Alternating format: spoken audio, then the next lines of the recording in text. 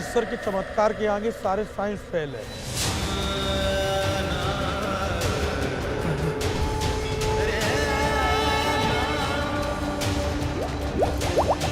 उस दिन से आज तक हमको दवा की जरूरत नहीं पड़ी।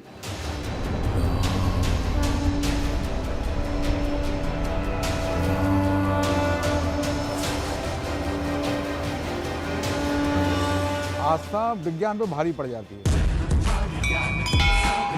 यहाँ का जो किस्सा है वो कुछ अलग है। आप 1 किलो 2 किलो कितने ही लड्डू चढ़ाइए, महाबली सब लड्डू खा जाता है। कलयुग में जिंदा हनुमान कहीं है तो इटावा के अंदर जमुना किनारे हैं।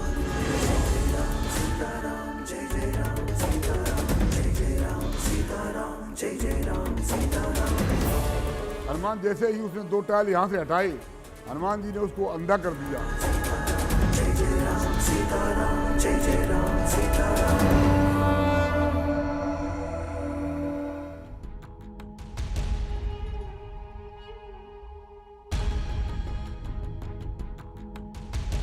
आधी हकीकत आधा फसाना। 90 सेकंड का जो वीडियो अभी आपने देखा वो आपको जरूर चौंका रहा होगा, लेकिन ये तो हैरान कर देने वाली कहानियों की महज शुरुआत भर है, क्योंकि अब जो हम आपको दिखाने जा रहे हैं उसका 1 सेकंड बेहद कीमती है। तो टीवी का रिमोट साइड में रख दीजिए, हो सके तो घर के एक एक सदस्य को टीवी के सामने बैठा दीजिए, क्योंकि यह कहानी चंबल के बीहड़ के बीच बसे उस मंदिर से जुड़ी है जहां सदियों से वायुपुत्र के चमत्कार को महसूस किया जाता है, जहां बजरंग बली के जिंदा होने की कहानियां सुनी और सुनाई जाती हैं। तो आज हम आपको लेकर चलते हैं उत्तर प्रदेश के छोटे से जिले इटावा में, जहां रामदूत महाबलशाली हनुमान के होने का दावा किया जाता है।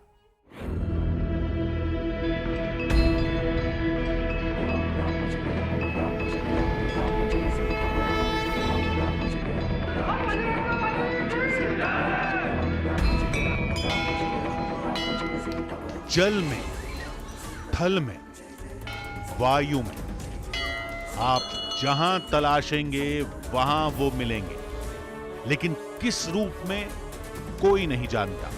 अब वो तो ईश्वरी शक्ति है। इसलिए इस बार नई कहानी के एक सिरे को थामकर आधी हकीकत आधा फसाना की टीम जा पहुंची इटावा। नमस्कार, मैं हूं आपके साथ सपना शुक्ला। मैं इटावा में हूं। तो इटावा आपने सुना तो आपके जहन में होगा, हो सकता है मुलायम सिंह यादव से जुड़ा कोई किस्सा कहानी शूट करने आए हों, या फिर चंबल से जुड़ी कोई कहानी शूट करने आए हों। तो मैं आपको बता दूं, आप बिल्कुल गलत हैं। ना मुलायम सिंह यादव ना चंबल कोई किस्सा कहानी ऐसी शूट करने नहीं आए, बल्कि हम आए हैं महाबली के उस मंदिर की खोज में, जिसके बारे में जब हमें लोगों ने बताया तो हम भी दंग रह गए, क्योंकि वो चमत्कार या वो कहानियां ही ऐसी थी। महाबली से जुड़े यूं तो बहुत सारे किस्से हैं, लेकिन यहाँ का जो किस्सा है वो कुछ अलग है। आप 1 किलो 2 किलो कितने ही लड्डू चढ़ाइए, महाबली सब लड्डू खा जाते हैं। इतना ही नहीं, लड्डू ही नहीं खाते, बल्कि मुख से श्री राम नाम भी उनके निकलता है। तो आधी हकीकत आधा फसाना में आज हम उसी मंदिर की पड़ताल में जा रहे हैं कि वाकई सच्चाई कितनी है। क्या वाकई महाबली की वो मूर्ति लड्डू खाती है? हम भी चलेंगे, हम भी खिलाकर देखेंगे और लोगों से भी जानने की कोशिश करेंगे कि आखिर ये चमत्कार कब से लोग देखते हुए आ रहे हैं। तो चलिए हमारे साथ आज इस मंदिर की पड़ताल। चंबल के बीहड़ के बीच बसे उस मंदिर से जुड़ी हमने जितनी भी कहानियों को सुना था, सब हैरान करने वाली थी। इसलिए आधी हकीकत आधा फसाना की टीम जल्द से जल्द उस मंदिर तक पहुंचना चाहती थी, जिसे सिद्धपीठ पिलुआ हनुमान मंदिर के नाम से जाना जाता है।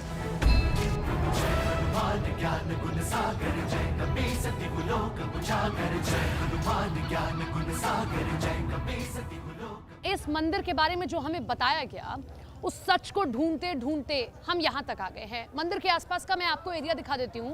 ये देखिए किस तरीके से ये प्रसाद की दुकान है। लड्डू मुख्यतः चढ़ाया जाता है तो लड्डू की दुकानें हैं। इधर भी कुछ दुकानें लगाई गई हैं और जो सामने आप देख रहे हैं ये मंदिर का मुख्य द्वार है।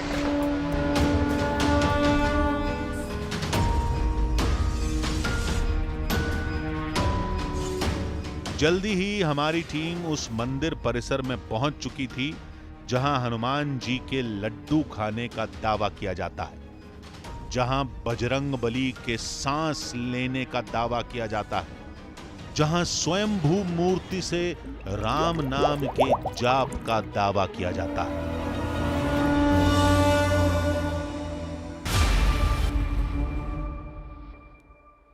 तो लड्डू हमने ले लिए हैं और इन लड्डुओं को लेकर 500 ग्राम ये लड्डू हैं, लेकर चलते हैं मंदिर के अंदर।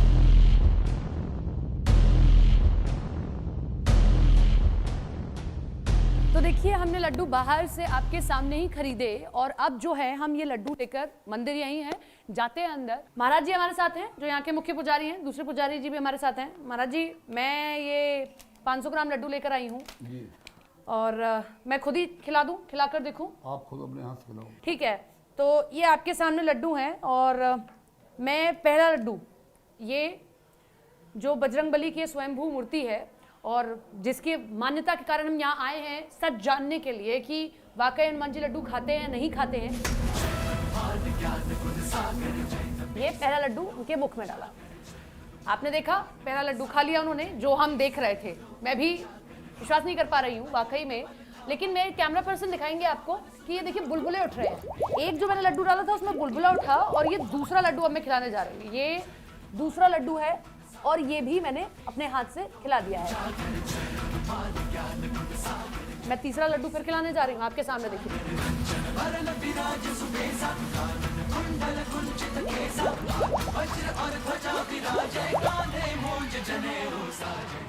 ये 3 लड्डू मैं एक साथ खिलाने जा रही हूँ और अभी तक मैंने एक ही करके लड्डू खिलाए थे। एक और लड्डू चलिए यहाँ पर ले लेते हैं।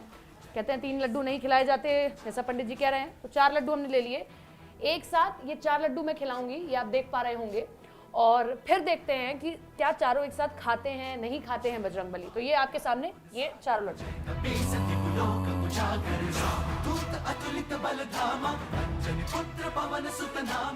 हमें यही मिला है कि हमने लड्डू इस तरीके से खिलाए और हनुमान जी ने वो लड्डू स्वीकार कर लिए। इतने सारे लड्डू कहां गए हमें नहीं पता। हमने गुड़ भी चढ़ाया, वो भी गायब हो गया।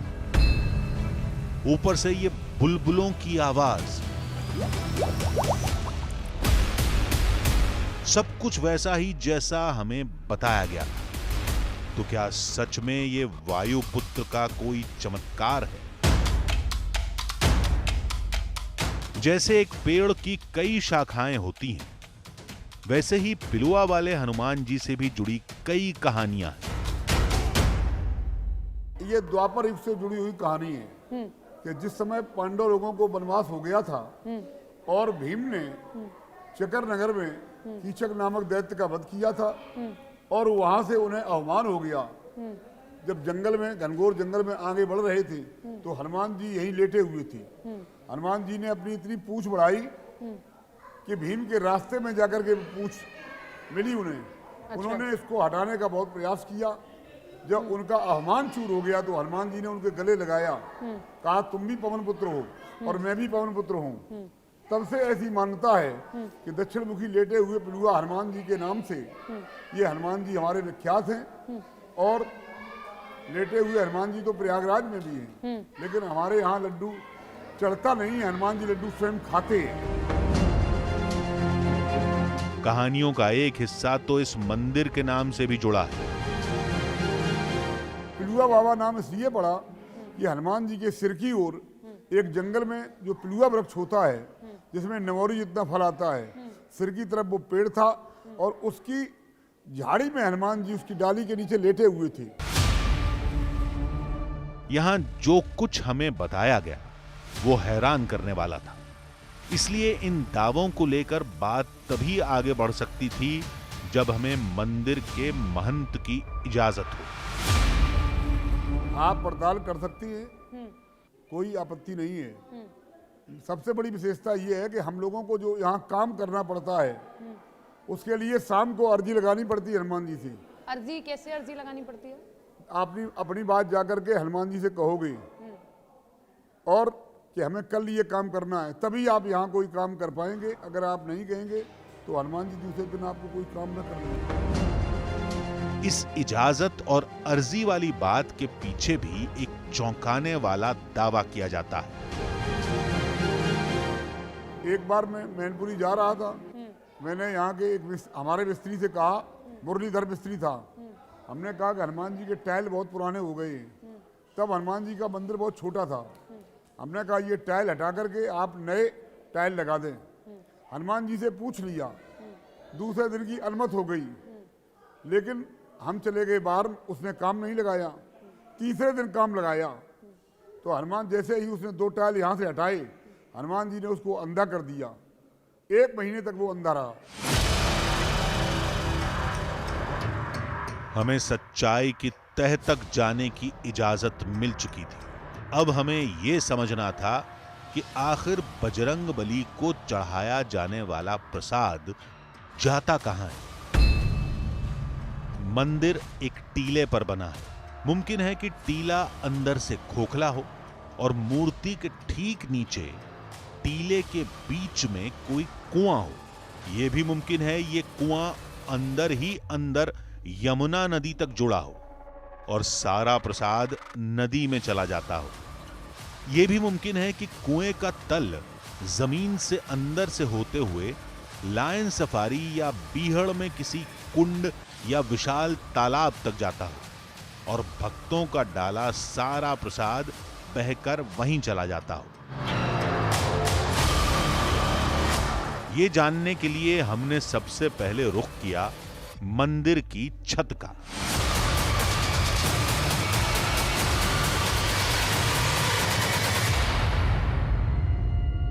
अब मैं मंदिर की छत पर हूं और मंदिर की छत से क्यों मैं आपको ये एंगल दिखा रही हूं, दरअसल मैं आपको आसपास का इलाका दिखाना चाहती हूं।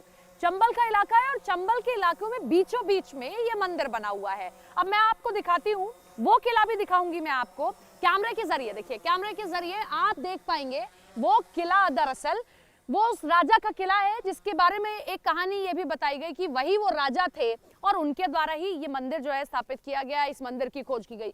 तो देखिए वो कैमरे के जरिए हम आपको वो किला दिखा रहे हैं। दरअसल अब वो खंडर हो चुका है, उसे हेरिटेज घोषित किया गया है, लेकिन बहुत ज्यादा दूरी नहीं है। कहीं ऐसा तो नहीं मंदिर का कोई भी सिरा वहां जाकर मिलता हो, कुछ ऐसा तो नहीं है। हम मंदिर के पीछे का इलाका भी आपको इस ऊपर के कैमरे से दिखाएंगे। ऊपर से देखने पर हमें ऐसा कोई सबूत हाथ नहीं आया जो ये बताता कि आखिर बजरंग बली को रोजाना चढ़ाया जाने वाला सैकड़ों किलो प्रसाद और सैकड़ों लीटर जल कहां जाता है। लेकिन सवाल तो यह भी है कि क्या हर किसी के हाथ का प्रसाद ऐसे ही बजरंग बली के मुख में गायब हो जाता है या फिर इसके पीछे भी कोई कहानी है। ये बहुत पुरानी बात है। यहाँ पर एक सेठ आए हुए थे, उन्होंने सेठ ने ये बताया, कहा संकल्प लिया कि हनुमान जी आप जितने लड्डू खाएंगे जब तक आपका मुंह नहीं भर जाएगा तब तक हम आपको लड्डू खिलाते रहेंगे। मतलब इसने एक अहंकार भर के ये बात की, तो उस अहंकार में उसने लड्डू यहाँ पर खिलाने चालू कर दिए। सारे शहर के जो वो बड़ा सेठ था, तो जितने भी मिठाइयों की दुकान थी वहां से खरीद के लेके आया और उसने हनुमान जी को यहाँ पे लड्डू खिलाए। वो हनुमान जी को खिलाता गया, सारे लड्डू खत्म हो गए, लेकिन हनुमान जी का मुंह नहीं भरा। उसके बाद फिर जब उसने कहा कि ये बात क्या है, आखिर लड्डू जा कहाँ रहा है, तो उसने जाकर के देखा कि वहाँ ये पास में यहीं पे बेहड़ है और वहाँ पे जमुना जी बहती हैं, तो सारे लड्डू वो जमुना जी के किनारे में ले जाके। इस कहानी से हमें एक ऐसा सिरा मिला जिसने हमारे कदमों को एक नई दिशा में मोड़ दिया। मंदिर के उस रास्ते से मैं यहाँ आई, मुझे लोगों ने बताया कि यहाँ यमुना जी है। ये देखिए कैसा लग रहा है कि पहली नज़र में ये कोई नाला टाइप है, यहाँ से पानी आता है। ये देखिए आप, मैं थोड़ा सा आगे बढ़ रही हूँ, यमुना जी तो उधर की तरफ है, लेकिन देखिए पहली नज़र में क्या लगेगा आपको, मैं थोड़ा सा दौड़ के आपको दिखाती हूँ जहाँ तक जा सकती हूँ कि ये कोई नाला है क्या यहाँ से कोई हमें ऐसे जगह दिख जाए क्या यहाँ लड्डू कहीं इकट्ठे होते हैं? पानी, दूध, लेकिन जहाँ तक नज़र जाएगी आपको क्या नज़र आएगा? पेड़ पौधे।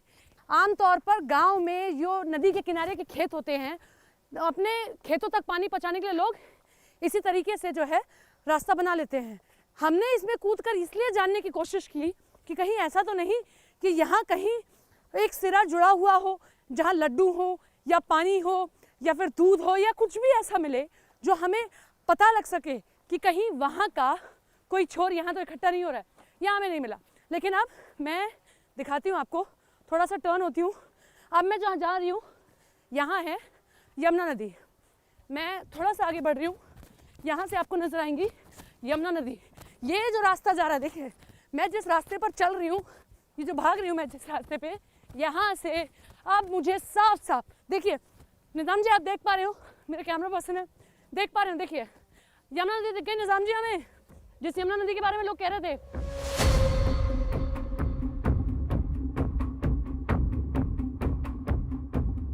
नदी का ये मुहाना हमारे लिए उम्मीद की नई किरण के जैसा था। वाह, यही चाहिए था। नदी के किनारे आए हैं और हमें देखिए नाव दिख गई है। और नाव वाले भैया इधर लाओ, जरा किनारे चला दोगे, चला दोगे? तो अब हम किनारे किनारे जहां तक जा सकते हैं, जहां तक ये नाव वाले हमें ले जा सकते हैं, वहां तक जाते हैं और कोशिश करते हैं कि कोई एक चीज अगर कहीं मिल गई तो वो भी ढूंढने की कोशिश करते हैं। हर सिरा हम खोजेंगे।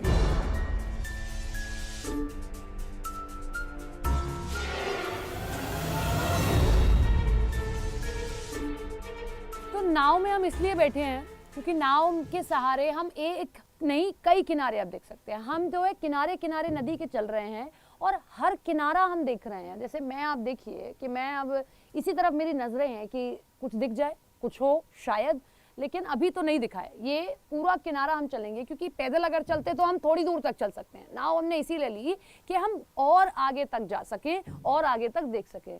ये आगे बढ़ रही है हमारी नाव और इसी तरीके से सिर्फ और सिर्फ ये बालू, ये मिट्टी और नदी का ये पानी, अभी तक तो यही दिखाई दिया हमें कि यही दो तीन चीजें हमें दिख रही हैं। मुझे यहाँ ना लड्डू दिखाई दे रहे हैं और ना कोई ऐसी जगह या कोई ऐसा पाइप या कुछ भी ऐसा दिख रहा हो कि मैं आपको बता सकूं, ये दिखा सकूं कि यहाँ पर कुछ भी ऐसा है। लेकिन अब सूरज ढल रहा था। चंबल के बीहड़ में रहने वाले खतरनाक जानवरों के जागने का वक्त था। इसलिए हमने नदी के मुहाने से निकल जाने का फैसला किया और एक बार फिर बजरंगबली के उस मंदिर में जा पहुंचे जहां शाम की आरती का वक्त हो चुका था।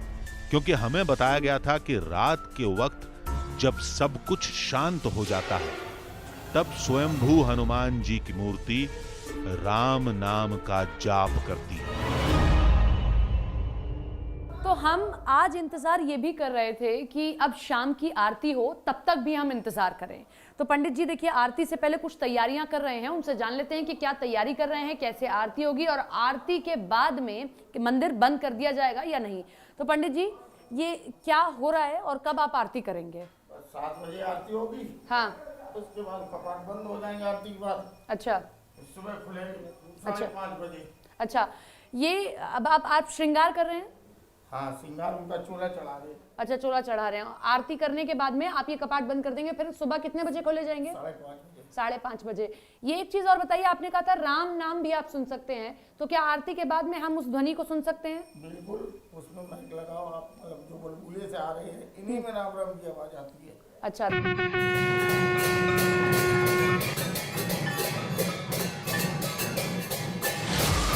हमने मंदिर की परंपराओं में विघ्न डालने की कोशिश नहीं की क्योंकि हमारे पास वक्त भी कम था।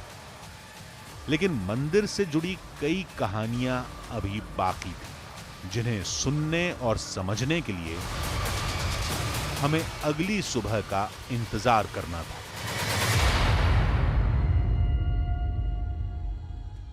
अब आप सोच रहे होंगे कि अगली सुबह का इंतजार क्यों? ऐसा क्या है जो अब सामने आना था? क्योंकि हम मंदिर के चारों तरफ देख चुके थे, वहां भी हमें नहीं पता चला कि लड्डुओं का प्रसाद कहां जाता है। हमने यमुना नदी के किनारों पर भी तलाश लिया, वहां भी हमें कुछ नहीं मिला। लेकिन मंदिर से जुड़ी कुछ और बेहद हैरान कर देने वाली कहानियां थी।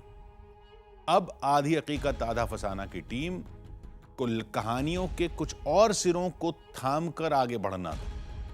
उस दिशा में जहां चंबल के बीहड़ का खतरनाक रास्ता है, जहां रात होते ही डकैतों की दहशत पसर जाती है, जहां जंगली जानवरों की आवाजें लोगों को डराती हैं। इसलिए हमने दिन में पिलुआ हनुमान जी से जुड़ी नई कहानियों की तलाश शुरू की।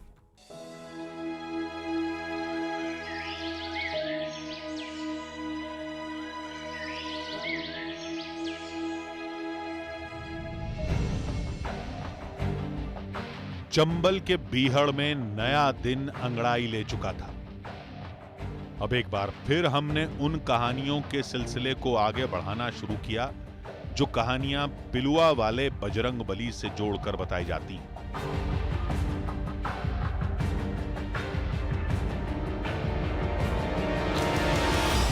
उसी मंदिर की पड़ताल करते करते हम नदी के किनारे पहुंच चुके हैं।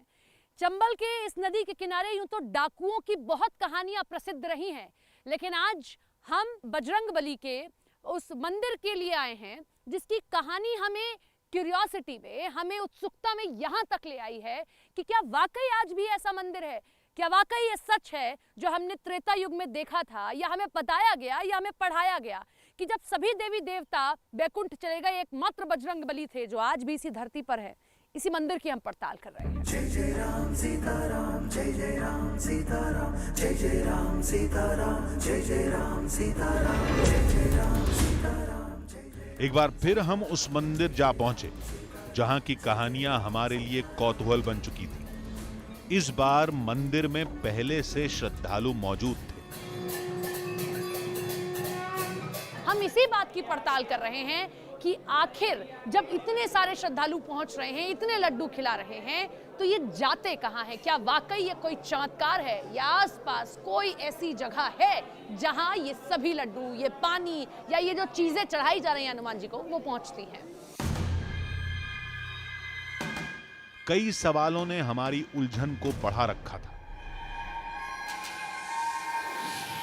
लेकिन जो जवाब हमें लगातार श्रद्धालुओं की तरफ से मिल रहे थे वो हमारे भीतर की उत्सुकता को और बढ़ा रहे थे। लोगों की यहाँ पर काफ़ी गहरी मान्यता है। कुछ लोगों के आई थिंक काफ़ी सारे काम ठीक हो गए हैं। जैसे कोई बुजुर्ग है, कोई बीमार है या कोई किसी की चीज़ परेशान है, तो यहाँ दर्शन करने से उनकी वो सारी समस्याएं सॉल्व हो जाती हैं। कहीं कोई स्रोत नहीं है जो ऊपर भगवान का स्नान करने के लिए है, वो तो अलग से नाली बनी हुई है। हनुमान जी का स्नान होता है, स्नान का पानी उस नाली से होकर के बाहर जाता है।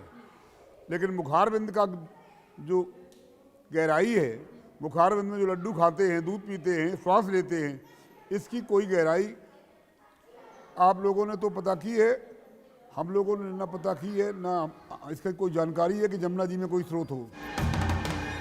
हमने जिससे सवाल किया उसने हमें इस मंदिर के चमत्कार की एक अलग कहानी सुनाई।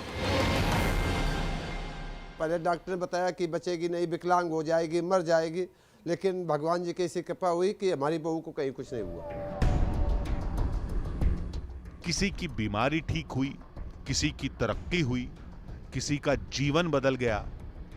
ऐसी न जाने कितनी कहानियां हमें सुनाई गई, लेकिन हमारा दिमाग अब भी उन लड्डुओं में उलझा था जिनका अब तक कोई पता नहीं लगा सका। इसलिए हमने तय किया कि एक बार फिर हम बजरंग बली को प्रसाद चढ़ाकर देखेंगे। हम आज कहीं और किसी और दुकान से दूर से लड्डू लाए हैं और अब मैं ये लड्डू भी खिलाकर देखूंगी। लेकिन आज सिर्फ लड्डू नहीं, आज दूध भी होगा। आज मैं आपके सामने दूध भी, लड्डू भी खिलाऊंगी और पानी भी पिलाऊंगी।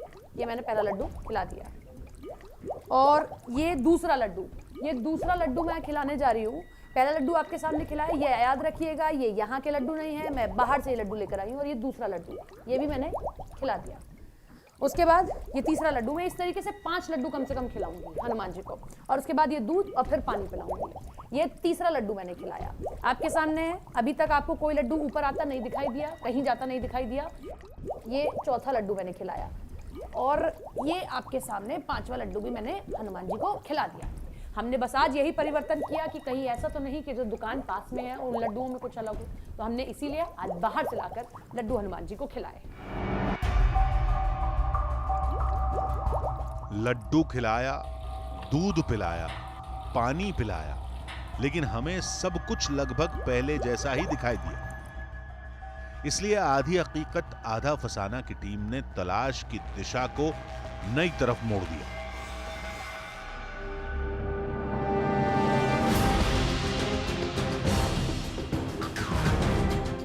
चंबल के बीहड़ की तरफ, जहां खतरों का कोई और छोर नहीं। जहां तक नजर जा रही है वहां सिर्फ और सिर्फ बबूल के ये पेड़, मिट्टी के ये पहाड़ और ये जंगल नजर आ। तो ये जो आप चंबल देख रहे हैं, ये जो आप इलाका देख रहे हैं, यहाँ पर भी हम जाकर पड़ताल करने की कोशिश करते हैं इन डांडों के बीच में। दरअसल चंबल में जितने भी ये मिट्टी के पहाड़ होते हैं ना, डांडे बोलते हैं, तो इन डांडों के बीच में भी जाकर हम देखने की कोशिश करेंगे कहीं ऐसा तो नहीं कि बहुत पुराना गड़ी पर बना हुआ मंदिर है, कोई ऐसा पाइप, कोई ऐसी जगह, कोई ऐसा केंद्र हो जहाँ पर पानी या वो लड्डू इकट्ठे हो रहे हों। तो इन पर भी जाकर देखना बहुत ज़रूरी है।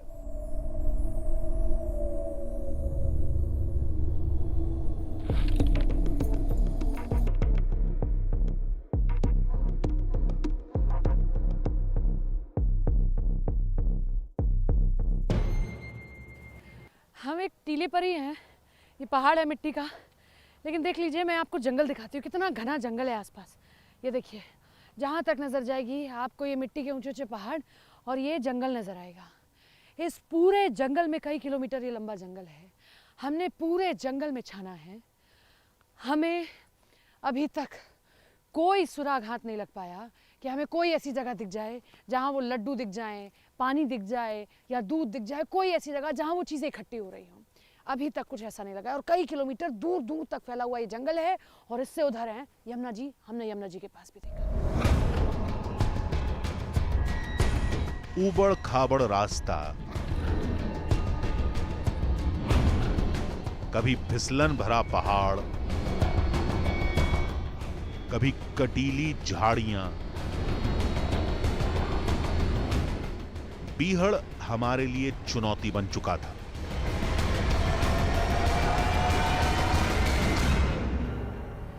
तो देखिए, ये आसपास का जंगल है जहाँ हम आए हैं और बहुत घना जंगल है, कांटे भी हैं यहाँ पर।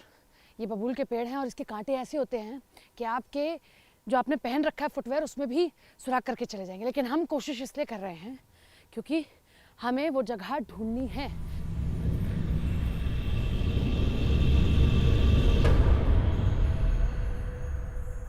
हम इस जंगल में कई किलोमीटर चल चुके हैं और ऐसे मिट्टी के बहुत सारे पहाड़ हैं। हमने बहुत सारे पहाड़ चढ़े और ऊपर तक चढ़ना बड़ा मुश्किल था क्योंकि कांटों के पेड़ हैं, बबूल के पेड़। बहुत दिक्कत हुई, परेशान हुए मेरी टीम, मेरे कैमरा पर्सन, क्योंकि उनके हाथ में तो कैमरा भी है। ऊपर तक चढ़ने में बड़ी दिक्कत हुई, लेकिन अभी भी हमें इटावा की पहचान लायन सफारी भी बन गई है। तो हमने कहा क्यों ना अंदर जाकर देखा जाए, यहाँ कुछ मिलेगा या नहीं मिलेगा ये हमें नहीं पता, लेकिन अंदर जाकर हम जरूर देखने वाले हैं। क्योंकि मंदिर से कुछ किलोमीटर की दूरी पर मौजूद लायन सफारी में हमें कोई ऐसी कड़ी मिल सकती थी जिसके तार पिलुआ वाले हनुमान जी से जुड़े हो सकते थे। इसलिए हम एक बंद गाड़ी में सवार हुए और अपनी तलाश में निकल पड़े। मुझे इस वक्त एक और शेर दिख रहा है और ये बहुत नज़दीक वाला शेर है। मैं इस कैमरे से आपको बता रही हूँ, मेरे ड्राइवर गाड़ी धीरे धीरे चला रहे हैं। ये सबसे नज़दीक वाला शेर है। देखिए मेरी गाड़ी के कितने नज़दीक आ चुका है। ये आप देखिए देखिए देखिए देखिए देखिए आप, ये कितना नज़दीक है। ये हमारी गाड़ी को भी फॉलो कर रहा है, पीछे से हमारी गाड़ी को फॉलो कर रहा है और एक अभी भी सामने बैठा हुआ है। तो यहाँ एक एक करके हमें शेर दिखाई दे रहे हैं, हम आपको वो दिखा रहे हैं। लेकिन अभी भी हम आपको बता दें, मकसद हमारा वही है कि उस मंदिर में जो हनुमान जी को लड्डू खिलाए जाते हैं, आखिर वो लड्डू कहाँ जा रहे हैं। लेकिन लायन सफारी में भी वो सवाल ही रहे कि आखिर इतने सारे लड्डू जाते कहाँ हैं? उस छेद में पानी कहाँ से आता है? और ठंडे पानी में बुलबुले कैसे उठते हैं। ऐसी मानता है कि हनुमान जी खुद खाते हैं। अब भी आस्था के आगे साइंस भी फेल हो जाती है। हम साइंस के एंगल से सोचे नहीं कभी। मैथ का प्रोफेसर होने के बावजूद भी कभी दिमाग में नहीं आया कि लड्डू को पानी जाता कहाँ है। जानकारों के मुताबिक इसका राज धाम की ऊंचाई में छिपा हो सकता है। बताया जाता है कि यहां कभी एक बड़ा टीला हुआ करता था और उसी टीले के ऊपर आज ये मंदिर बना हुआ है। माना जाता है कि पानी और गैस का रहस्य इस टीले की गहराई में दबा हो सकता है, जो आज मंदिर के नीचे मिट्टी में दफन हो चुका है। बहुत सारी किंवदंतियाँ उससे जुड़ी हुई मिली हैं। कुछ पेपर्स भी मिले हैं जिसमें पिलुआ महावीर के बारे में काफ़ी कुछ कहा गया है। लेकिन जैसा कि मैं बीइंग ए हिस्टोरियन अगर मैं समझता हूँ तो हमारे इतिहास में क्रॉस चेक करने के लिए हमारे पास अगर पौराणिक साक्ष्य हों, साथ में पुरातात्विक साक्ष्य की बहुत आवश्यकता होती है। तो ऐसे पुरातात्विक साक्ष्य अभी तक मेरी स्टडी में अभी तक नहीं मिल पाए हैं। क्या आप देख रहे हैं पुरातत्व चीज़ों पर, आप रिसर्च करते हैं पुरानी चीज़ों पर, कोई ऐसी व्यवस्था पहले हुआ करती थी कि आप कुछ भी डालिए और वो कहीं रुक जाए और आपको न मिल पाए, कोई ऐसी व्यवस्था? अगर इतिहास के विद्यार्थी की दृष्टि से देखा जाए तो निश्चित ही उसमें किसी तरीके की प्राकृतिक व्यवस्था बन गई होगी जिसमें पानी का एक लेवल बना रहता है। वहाँ पर जब तक कि उत्खनन नहीं होता तब तक हमें खुदाई नहीं होती, उत्खनन नहीं होता तब तक हमें उसकी जो वास्तविक व्यवस्था है साइंस के हिसाब से, वैज्ञानिक दृष्टिकोण से अगर देखें तब तक हमें पता नहीं चल सकता। महावीर या हनुमान जी की वो मूर्ति प्रसाद खाती है, वहाँ प्रसाद जाता है, ये मैंने भी देखा है कई बार जाकर